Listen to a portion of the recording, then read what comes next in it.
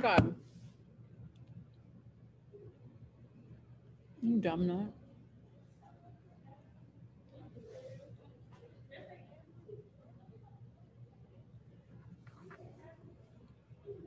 Mm.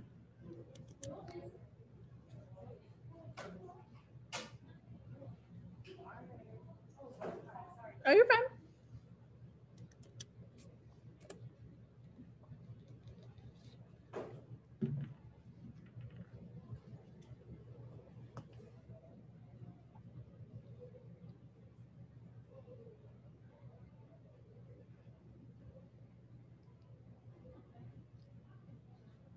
Oh, where's it? Hi.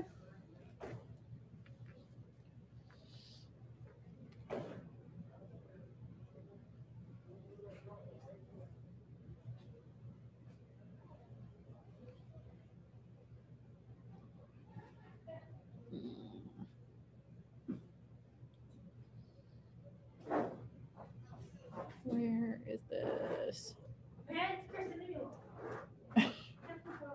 Hi.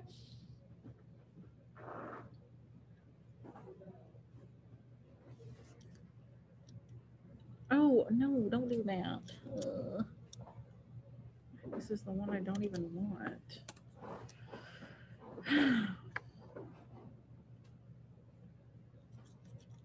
This is terrible.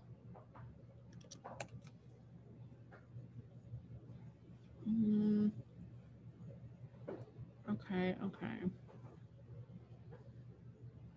No, it's not the one I want.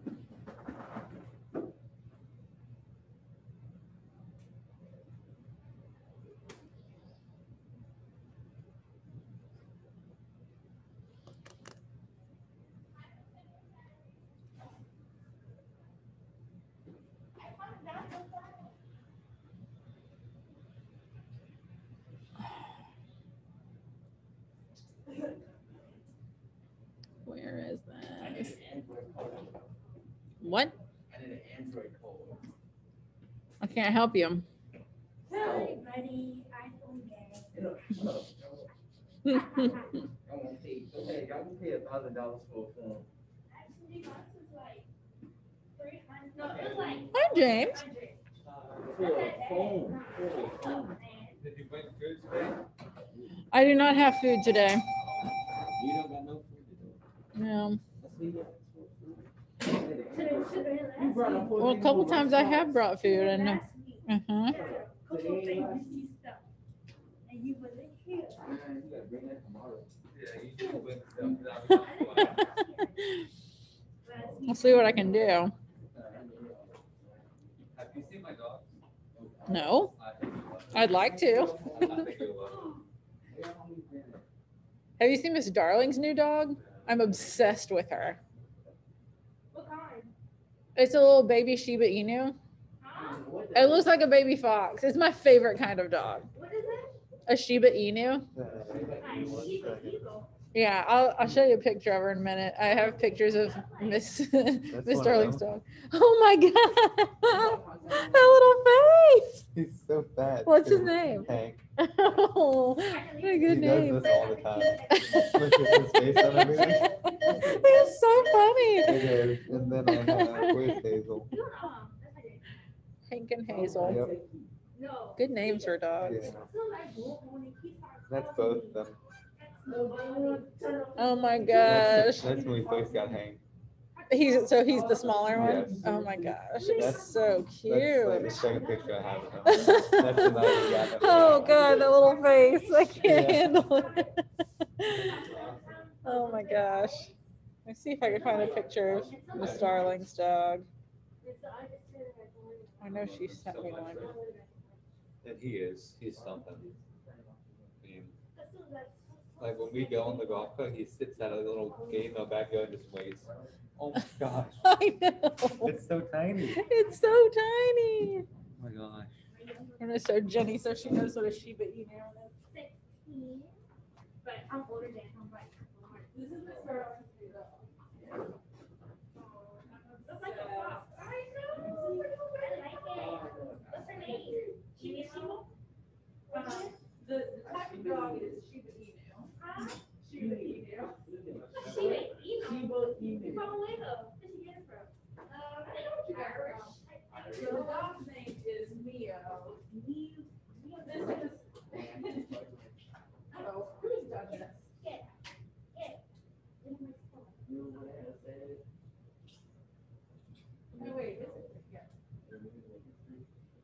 That's what kind of dog it is. I've loved that kind of dog for such a long time. And one time my mom was like, don't you like those emu Pikachu dogs? I was like, what are you saying? An emu Pikachu. I only have Cece and LeBron in the waiting room. Hey, CC. Can I see him, Mr. Oh, no, Mr. Washington has a. He got an iPhone. Who got an iPhone? I know you got an iPhone. Sorry. You got every other phone. Get what you get. Yeah, he does have an iPhone. My That's like back in 1998 iPhone. where is everyone? Hi, Miss McClellan. I'm almost done with that show. How has it been? Oh my God, Miss McClellan, when I tell you, it's okay, so it is scary, however, it's like a jump scare type scary. Gotcha. And it's other than that, it's just really traumatic. Ooh. Like so sad. And you're like, what the heck? Why is all of this happening? It's so crazy. Yeah. And Talk you're about just, the movie Them. it's not a movie, it's a TV show. Yeah. It's just, oh my gosh. I honestly recommend like anybody watch it though, because it's like, it's so good. It's so good. Like it's truly traumatizing, but it's so good. Yeah. So Yeah, Cece, I'm not gonna lie. I think it's good, but the problem is I'm getting tired of seeing like black struggle movies. You know, it's kind of being Yeah. overused, well, and that's just me. and it has to be shown somehow. Yeah, but at the same time, can at least be empowering at the same Oh, time. yeah. Like, I was the one with, I'm trying to remember what it's called.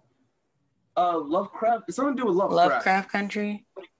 Yeah, Lovecraft Country. That's also black trauma though, but like that has but they like do it in a mythical. fun way. Not They like have- try to. They use They like also do like they empower the people. You know. mythology and stuff like that, and fantasy and stuff. Oh, look, I'm a ghost. Oh my God. I'm a That's ghost. me, Cece. Look. I just don't like black trauma movies that much anymore. Like it being overused. Like for example, watch Roots like 500 times. Watch Roots like 10 times. You get annoyed by it now. I only watch them. I don't like watching them, but I like watching them at the same time because they just make me so angry, you know? Like sometimes I just need to be angry, and those TV shows and movies just do it for me. I just like a movie where when we use black people, we don't go by the stereotypes. For me, I always like seeing us as heroes and villains. We're the monsters, we're the saviors, we're the guy that'll screw you over, we're the guy that'll help you. I like seeing us in that way instead of being this like one note, like we're the victim, we're always the victim. Like no, all of us are victims. I hate that mentality, you know.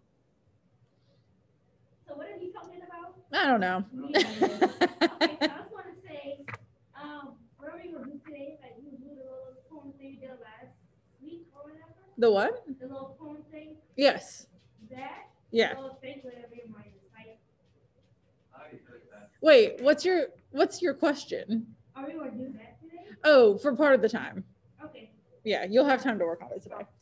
As long as we start getting a move on.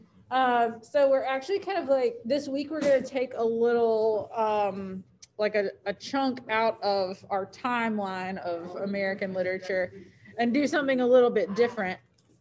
I'm doing this with one of my other classes too. But one of the reasons I chose to do this is because we have not had the opportunity this year for, all of the reasons to do any kind of like field trip or other experience or anything like that. And that makes me sad. I'm not saying that this is as good as a field trip, but to do something a little bit different, I have this connection with a theater group in Chicago. We're not going to Chicago. We're not allowed. No. but it's called Theater in the Dark, which is exactly what it sounds like. It's a theater group that does like live in-person black box theater experiences that are just audio. You're like literally sitting in a pitch black theater, and they normally do that in person. This year they have moved to a virtual platform, but because of that, they're also able to provide some resources for schools to participate and to be able to experience the theater experience as much as we can. So we're actually going to be this week listening to / watching a theater rendition of the book Moby Dick, which, yes, we have not read that. We're not going to read it. It's like 900 pages. But it's widely known as like, what, you read it? I read it in 4th grade. 4th grade? I still haven't finished it. It's not my cup of tea. The Melville's writing. Jay lent me that book, and I had like a 12th grade reading level by like 5th grade. So like I could easily understand it. It was just like the world's most boring book ever. The book is so useless. Like it's not easy to get through. And like there are movie versions of it that do a better job, or like, you know, I'm not always of the book is better than movie variety. Sometimes I think the movies are better, or like more accessible than the books. And this is one case where I think that that's true. But we're going to be listening to this theater production of it this week. It's in 2 acts with a little intermission thing, like a little speech at the intermission. So tomorrow we'll listen to Act 1. Wednesday we'll listen to the little short intermission thing, and Thursday we'll finish it up. But I'm gonna share my screen with you guys and show you a few things. The first being a trailer for what we're gonna hear. What did I do with it?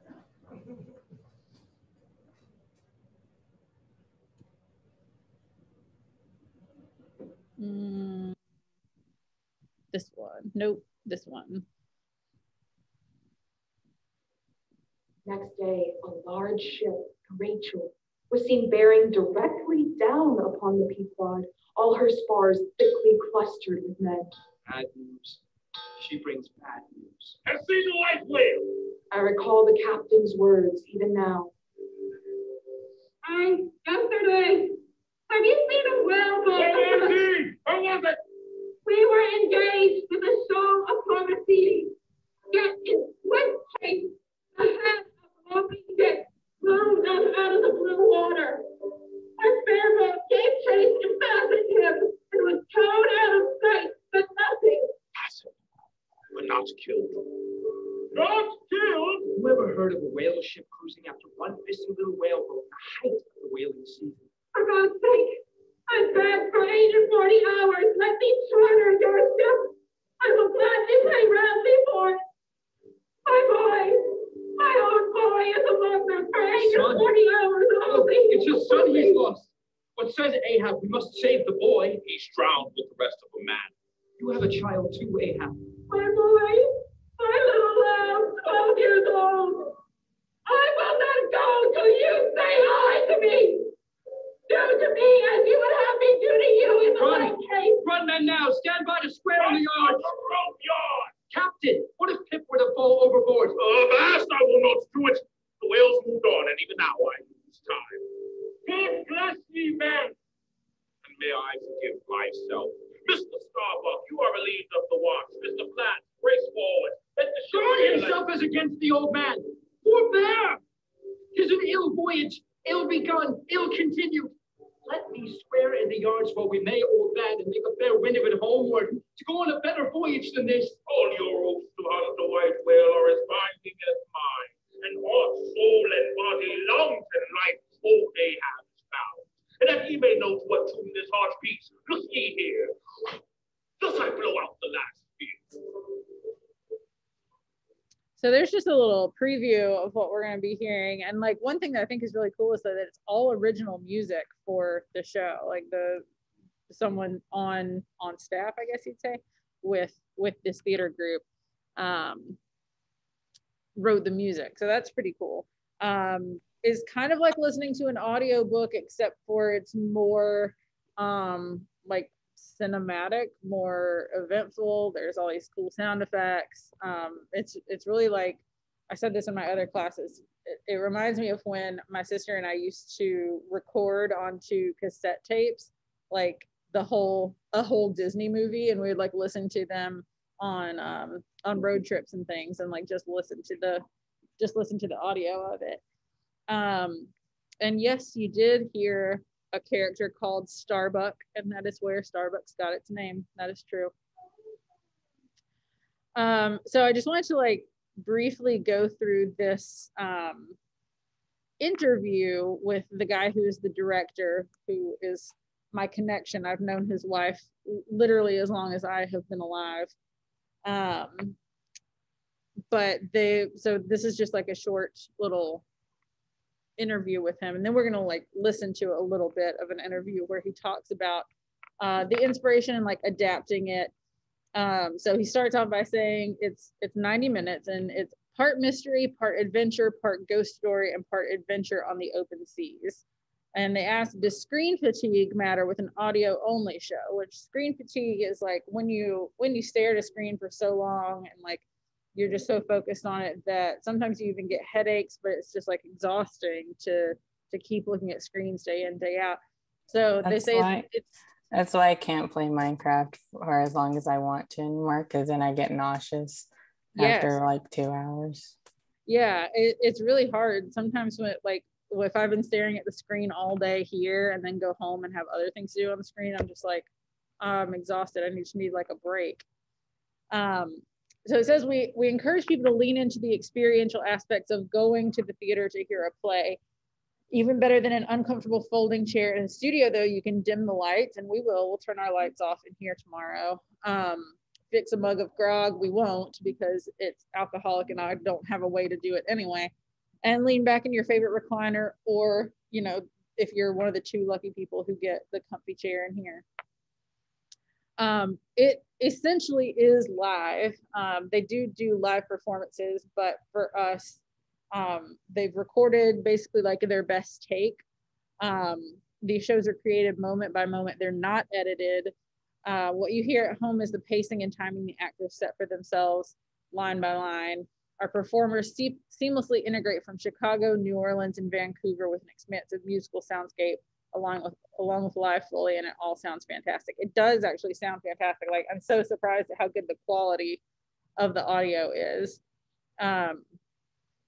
They have put in a lot of time and effort to make sure they're thoughtful and deliberate about what the audience receives. And people have been listening in from 40 different states, 4 Canadian provinces, and 12 different countries. So that is pretty cool. Let's go to this one for a minute. And we are going to listen to about 6 minutes of this interview where the director talks about adapting it. I always think that the adaptation process is really interesting anyway. Like, even if you're talking about adapting a novel into a film adaptation, like, how do you choose what all stays and how do you choose what to change and why? So doing it this way, which Moby Dick was originally a 900-page book. The American version is a little bit shorter, but to put all of that into 90 minutes is quite a feat. So we're going to listen to about 6 minutes of this. Hashtag Buy Diverse is their mantra. What? Is there a movie? There is a movie of Moby Dick. Oh, no. And should be yours too. The Chicago Minority Supplier Development Council connects Asian, Black, Hispanic, and Native American-owned businesses with corporations and government municipalities that seek services. Partner with them today at buydiverse.net. Whoa, that is some creepy stuff of music. 720 WGN, I'm John Landecker. Thanks for coming and spending some of your evening with us. 7 minutes after 9 o'clock. You know, some people say there are no coincidences, and we just spent the last half hour talking nautically with my sister-in-law about sailing and the Suez Canal, and now we go to Moby Dick, surprisingly. Well, not surprisingly, but ironically, that's it. We've talked to these folks before, and they are pretty darn cool. They're called the Theater in the Dark. And we spoke to them about some previous productions that they're doing, but they are going to do Moby Dick in the Dark. And with us on the phone is the adapter, which I think is something I want to talk about, and the director, Corey Bradbury. Hello, Corey. Good evening. Welcome to WGN. Hi, John. Thanks so much for having us, or me. I really appreciate having you, me on. No, our pleasure. Okay. Most of us know the story of Moby Dick, more or less. And you were the adapter. Now, how is that different from the writer, so to speak? That's a great question. And with this, like, my job is certainly to honor, like, the book that Herman Melville wrote, because we certainly have so many people that are familiar with the story. But at the same time, my job is, like, I think about it transposing the story into an audio format, something that's digestible, 90 minutes with an plus an intermission.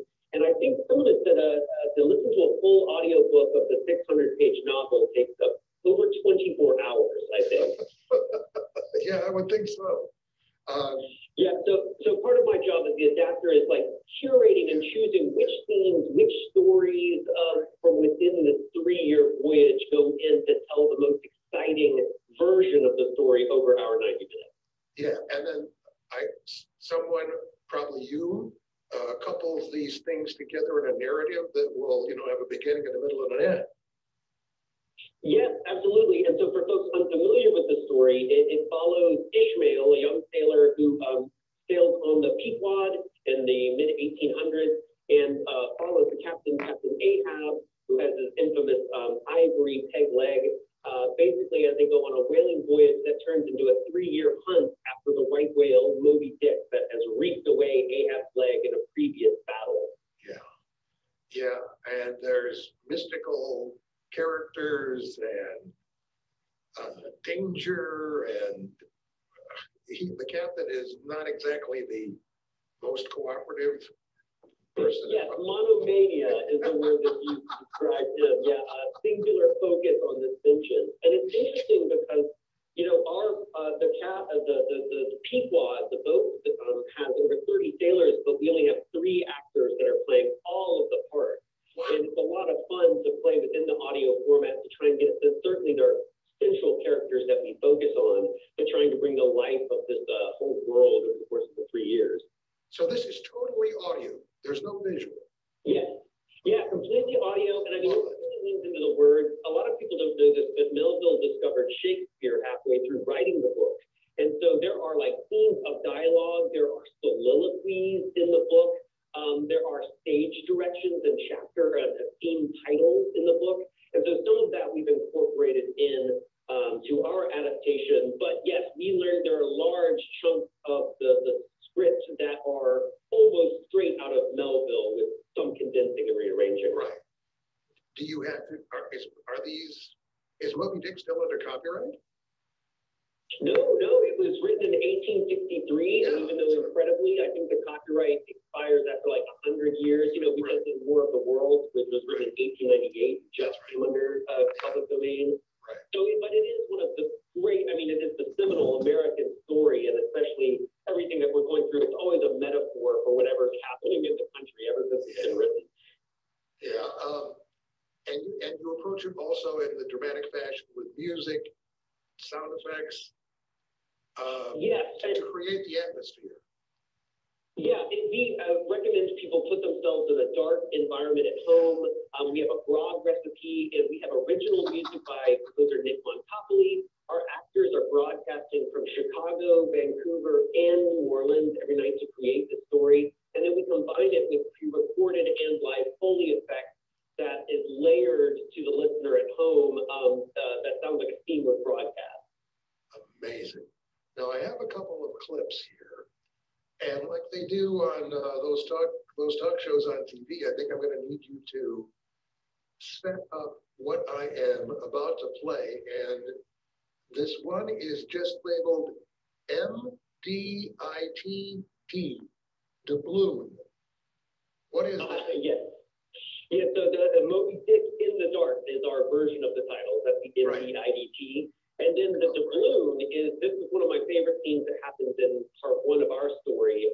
Okay, but we're not gonna listen to that part today because we'll hear it tomorrow. Okay, so before we move on, and I am gonna make sure that you guys have some time to work on your your images poems today. We're first just gonna get a little bit of background on Moby Dick and the author, Herman Melville.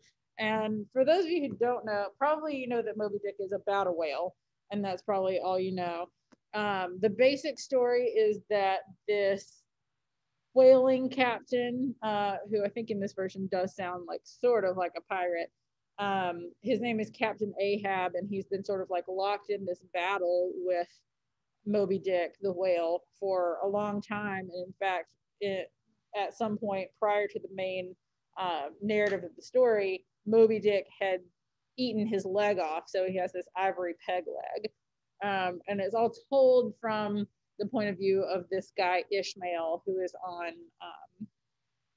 on the whaling boat with him, the Pequod. So Moby Dick was published in London in October 1851 as The Whale, even though Melville is American. And a month later in New York as Moby Dick or The Whale. It's dedicated to Nathaniel Hawthorne, who is the guy that wrote Young Goodman Brown, which we read. He also wrote The Scarlet Letter. That's his most famous thing. And Melville just really looked up to him. He even wrote some stuff about Hawthorne. So it's not too much of a surprise that he would dedicate his his big novel to him. Moby Dick is generally regarded as Melville's magnum opus, his crowning achievement, and one of the greatest American novels. It's always on lists of the greatest American novels. Melville himself was well versed in whaling, having spent time aboard the Acushnet whaling vessel. I guess I'm pronouncing that right, but I'm not sure. He did tremendous amounts of research, consulting a number of scientific sources, as well as accounts of historical events he incorporated into Moby Dick. In particular, the story of the Essex fascinated Melville and perhaps served as his primary inspiration for the novel. The Essex was attacked by a sperm whale in 1820. The ship sank, and many of the crew members were either lost immediately or died of starvation as they awaited rescue for nearly 8 months. Long time. When the novel was published, the public was unimpressed. It really didn't make an impression at the time. The British version was published in 3 volumes and was over 900 pages long. The American edit was only slightly shorter at 635 pages. It sold fewer than 4,000 copies in total, with fewer than 600 in the UK. Reviews said it was an ill-compounded mixture of romance and matter of fact, and The Whale is not worth the money asked for it, either as a literary work or as a mass of printed paper. So when it came out, people basically said it's not worth the paper it's printed on. But in the 20th century, 30 years after Melville died, it became recognized as one of the most important novels in American literature and is still regarded as being that. It's not everybody's favorite. Like I already said, the book is something I haven't really been able to get through, and Melville's writing is not necessarily my cup of tea. But seeing it or hearing it performed oftentimes really allows us to understand the story a little bit better. So Herman Melville was an American novelist, short story writer, and poet of the American Renaissance period. He was born in New York City, the third child of a prosperous merchant whose death left the family in financial straits. He took to the sea in 1839 as a common sailor on a merchant ship and then on the whaler Acushnet before jumping ship in the Marquesas Islands. Melville wrote several unsuccessful novels before he started Moby Dick, which took nearly a year and a half to write. I'm actually surprised that that's all it took, given that it was originally 900 pages. His work did not gain success, and he did not make enough to support his expanding family. He moved to New York in 1863 to take a position as customs inspector or tax inspector. In 1867, his oldest child, Malcolm, died at home from a self-inflicted gunshot. In 1886, his other son, Stanwix, died of tuberculosis, and Melville retired. During his last years, he privately published 2 volumes of poetry and left 1 volume unpublished. The novella Billy Budd was left unfinished at his death, but was published posthumously in 1924. He died of cardiovascular disease in 1891. And I was, other than Moby Dick, Billy Budd is maybe the only other thing that he's like very famous for. I've read a little bit more of his other stuff like in college, but not much. So he obviously knows what he's talking about as far as being on a whaling ship. He spent a lot of time on whaling ships. He took to the sea when he realized he couldn't support his family. But because of that, because it's set aboard a whaling ship, there's going to be some terminology that you and I might not necessarily be familiar with. So I'm just going to kind of go through those really quickly with you guys. This is not like vocabulary for a vocabulary test. This is just so that when we start listening tomorrow, some of the words don't sound as foreign as they otherwise might. So you can kind of see here, there's the picture that's more or less like a blueprint of a whaling ship. And all ships are sort of like this, or like back then kind of ship would have been like this. Like you can see the rudders in the front, the captain's cabin, 3 masts, the bowsprit and the figurehead at the back, which is called the stern. So we'll just go through these. The first one is aft, which means near or toward the stern or rear of a ship. And if you look on the right, the third one down is the stern, and that just means the very back of the ship. So if you're saying go aft, you'd be going towards the back of the ship. All hands means an entire ship's company, everybody who works on the ship. So when you hear like all hands on deck, that means everybody who's on board gets the deck. Bulwarks, that's the part of the ship's side above the deck. So like the part that you would typically stand on. Capstan, and I don't expect you to like understand how this works or anything, but it's a machine for moving or raising heavy weights. 8 bells is a fun little term that means midnight, because if you were on watch, your shift would be from 8 to 12, and bells would ring every half hour just to let you know how much time was passing. They of course did not have like mechanical watches back then. So once the bell had rung 8 times, it would be midnight and your shift was over. A frigate is a fast, medium-sized sailing warship. So it's probably the kind of ship they will be manning. A harpoon is a barbed spear or javelin, like a long, thin spear used in hunting large fish or whales. In fact, that's like the only way that you ever hear about whales being killed is by being harpooned. The helm is the wheel by which a ship is steered, which you all have probably seen at least one Pirates of the Caribbean movie, so you know what they look like. Larboard is the left-hand side of the ship. As you face forward, it's also called port. So this is interesting. It's almost like the stage left, stage right kind of thing. If you are standing looking at the front of the ship, then your left side is called either the port side or the larboard side. And I'm skipping ahead here a little bit because it's down at the bottom, but the right side is called the starboard side. A leviathan is a sea monster, in this case a whale, and it says biblical here because there is a mention of a leviathan in the Bible. I don't remember what it says or anything, but some people, conspiracy theorists mostly, like to say that that's evidence that the Loch Ness monster was around like in biblical times, which is likely not true. But moored means made fast with, or as if with cables, lines, or anchors, like tied down. So when you hear about something being unmoored, it's loose. It's just like on its own. A pod in this instance is a group of whales, a pod of whales. The quarterdeck is the stern or the back area of a ship's upper deck. On a naval vessel, the quarterdeck is set aside for ceremonial and official use. I already talked about starboard, which is the right side. Whale oil, I found this really interesting. That's oil obtained from the blubber of whales. Whale oil from the bowhead whale was sometimes known as train oil. But sperm oil, which is a special kind of oil obtained from the head cavities of sperm whales, differs chemically from ordinary whale oil, is composed mostly of liquid wax. So sperm whales are just swimming around with wax in their heads. That's nuts. Its properties and applications differ from those of regular whale oil, and it sells for a higher price. A whaling ship, obviously, is a specialized vessel designed or adapted for whaling, which is the catching or processing of whales. And a wharf is a level quayside area to which a ship may be moored to load and unload. So kind of like the dock, but specifically for ships rather than just boats. So when we start listening to these tomorrow, you guys will have a little bit better knowledge of what all this nautical language means, and you might not feel quite as lost as you would beforehand. So part 1 is about 45 to 50 minutes, which so is our class. Part 2 is also the same length, and then there's about a 15-minute speech for an intermission, which we'll listen to that.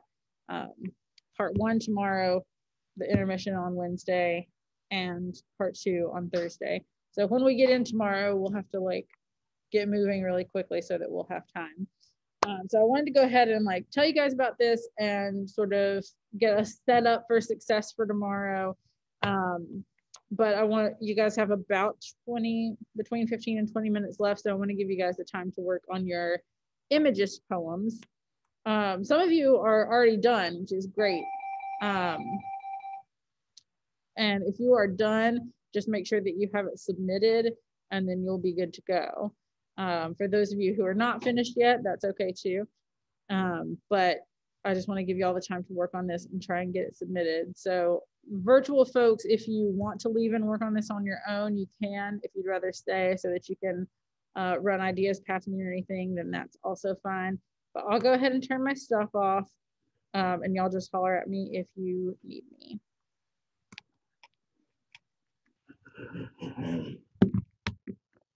I know I can't get any grades onto it, but I want you to see it. I'm not fully finished with it. This is what I have.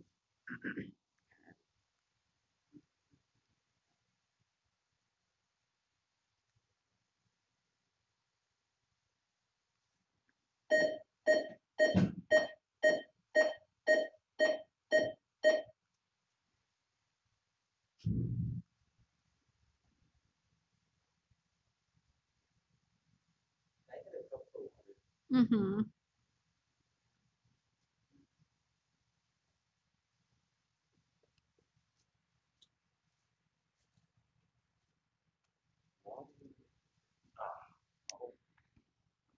That's looking pretty good.